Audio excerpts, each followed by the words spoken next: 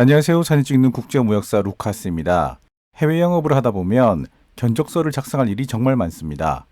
간략한 견적서를 요구하는 고객들도 있지만 원가 분석, 코스트 브레이크다운을 요구하는 고객들이 대부분입니다. 이러한 고객들의 요구사항을 만족하기 위한, 즉 충분한 정보를 포함한 견적서를 작성하기 위한 준비물에 관해서 알아보겠습니다. 그럼 이제 시작합니다.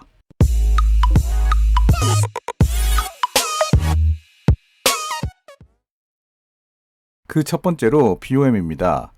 BOM은 Bill of Material의 약자로 우리말로 자재 명세서 또는 부품 명세서라고 합니다.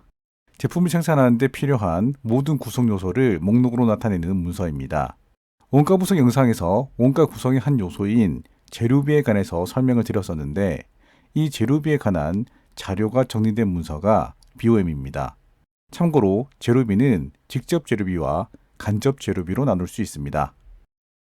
BOM의 종류에는 EBOM, MBOM, PBOM, SBOM이 있습니다.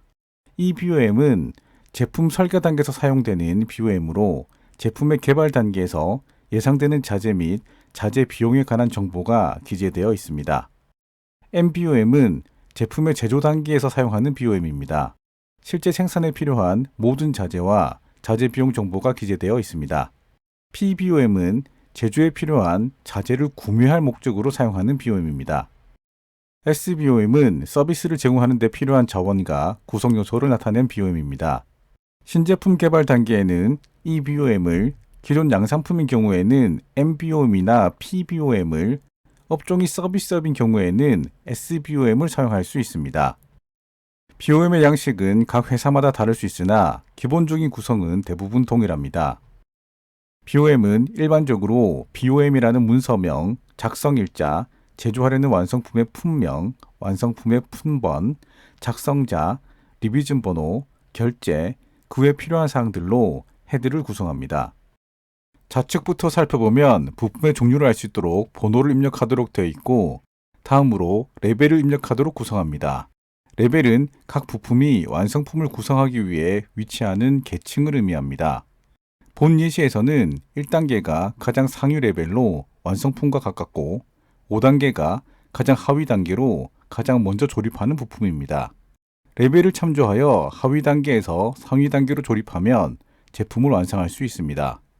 이렇게 여러 단계의 레벨을 표시한 BOM을 다중 레벨 BOM이라 하고 하나의 레벨만으로 기재를 한 BOM을 단일 레벨 BOM이라고 합니다.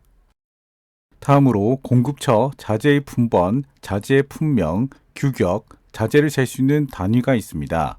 단위는 개수, 용량, 횟수, 무게 등 자재의 특성에 따라 다양한 단위를 사용할 수 있습니다. 다음으로 소요량, 손실률, 단가, 금액입니다. 소요량은 사용되는 자재의 수량을 수치화한 것입니다. 손실률은 자재를 제조, 가공하는 과정에서 발생하는 손실을 비율로 산출하여 반영하는 것입니다. 손실률을 반영하면 정확한 소요량 산출, 자재 구매 비용 절감, 생산 공정의 효율화, 재고 관리의 최적화, 원가 계산의 최적화라는 장점이 있습니다. 단가는 부품의 단위별 가격입니다. 단가에는 일반적으로 자재 가격, 물류비, 그리고 그 외 취급 비용을 포함한 비용이 선 반영되지만 견적서 작성 시에는 자재 가격, 물류비, 취급 비용을 별도로 기재하도록 요구하는 경우도 있습니다. 금액은 손실률을 포함한 소요량의 단가를 곱해서 산출합니다. 본 예시에는 작업 현황이라는 항목이 있는데 이 항목은 자체 생산한 부품을 제품 제조에 사용하는 경우에만 적용합니다. 해당 부품을 만들기 위한 재료비, 사이클 타임, 외주 가공비, 노무비, 경비 등의 정보가 필요합니다. 마지막으로 BOM을 구성하고 있는 부품 금액의 총 합계가 있습니다. 다음으로 공정 흐름도입니다. 공정 흐름도는 플로우 차트 또는 프로세스 플로우 다이어그램이라고 해서 약자로 PFD라고 합니다. 공정 흐름도는 공정의 주요 구성 요소와 그들의 상호 연관성을 도식적으로 표현하는 도면입니다. 쉽게 말해 어떤 공정이 어떻게 진행되는지 한눈에 파악할 수 있도록 만든 그림을 의미합니다. 공정 흐름도는 제품 또는 서비스 명칭을 시작으로 주요 공정, 흐름선, 장비, 계기 및 제어 장치, 재료, 인력 등의 정보가 입력되어 있습니다. 원가 계산에서는 그 중에서 주요 공정을 어떤 순서로 진행하는지, 어떤 장비를 사용하는지, 어떤 자재를 이용하는지, 몇 명의 인원이 작업에 투입되었는가 하는 정보가 필요합니다. 공정 흐름도에는 없지만 원가 계산을 위해서 추가로 알아야 할 정보가 있습니다. 첫 번째로 사이클 타임입니다.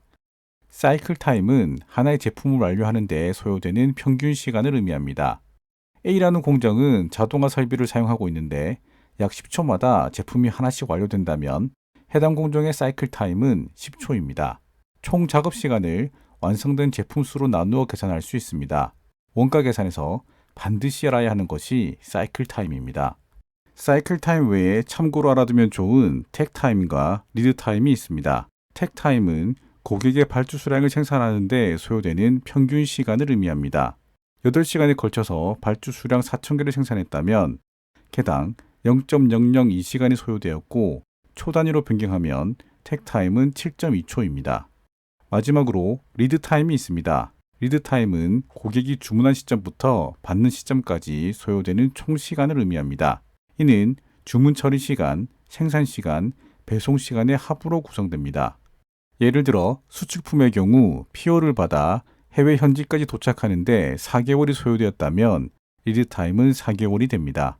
사이클 타임과 택 타임의 차이는 그래프에서 보는 것과 같이 사이클 타임은 각 공정에서 소요되는 평균 시간이라면 택 타임은 전체 공정의 평균 시간입니다. 앞에서도 설명드렸지만 셋 중 가장 중요한 것은 사이클 타임이며 원가 계산에서 사이클 타임에 따라 노무비, 경비 등이 영향을 받게 됩니다. 다음으로 설비 효율과 설비별 경비를 알아야 합니다. 지난 영상인 원가 분석에서도 설명을 드렸지만 경비는 직접 경비와 간접 경비 합계 또는 고정 비용과 변동 비용의 합계로 구할 수 있습니다. 우측표에서 직간접 비용, 고정 변동 비용에 관한 예시를 참조하시기 바랍니다. 또한 각 공정에 투입된 인원의 시간당 인건비와 간접 노무비를 알아야 합니다. 간접 노무비는 직접 노무비 대비 100분율로 산출한 후 원가 계산 시트에 입력해야 하는 경우가 많습니다. 다음으로 재무제표입니다. 재무제표, 특히 손익계산서에서 판매 관리비와 일반 관리비를 찾을 수 있습니다. 손익계산서의 내용이 너무 포괄적인 경우 주석을 참조하여 상세 내역을 확인할 수 있습니다. 기업에 따라 상세 정보를 손익계산서에 바로 기입해 두는 경우도 있습니다. 참고하시기 바랍니다. 손익계산서에 기재된 판매관리비는 광고, 마케팅 비용, 영업비, 판매 보상, 배송 및 물류비, 고객 지원 및 서비스 비용의 합계입니다. 손익계산서의 일반 관리비는 사무실 임대료 및 유틸리티 비용, 인사 관리 비용, 법률 및 회계 서비스 비용, IT 인프라 비용, 행정 비용이며 원가 분석에서 설명드린 바와 같이 사무직과 임원의 임금과 급여는 일반 관리비에 반영합니다. 일반적으로 원가 계산을 할 때 예상되는 판매 관리비와 일반 관리비를 반영할 수 있겠지만 손익계산서의 판매 관리비와 일반 관리비가 총 매출에서 차지하는 비율을 바탕으로 역으로 산출하는 방법도 있습니다. 통상적으로 우리 회사에서 지불하는 판매 관리비와 일반 관리비의 평균 비율을 산출하여 원가 계산 시 반영할 수 있습니다. 마지막으로 총 판매가는 BOM으로 산출하는 재료비, 공정 흐름도로 산출하는 노무비와 경비, 재무제표를 참조하는 판매관리비, 일반관리비, 이윤 등으로 구성되어 있습니다. 다음 영상에서는 원가 분석 코스트 브레이크다운 시트 예시를 가지고 구성에 관해서 알아보겠습니다. 이번 영상은 여기까지입니다. 영상이 도움이 되셨다면 구독, 좋아요, 알람 설정 바랍니다. 감사합니다.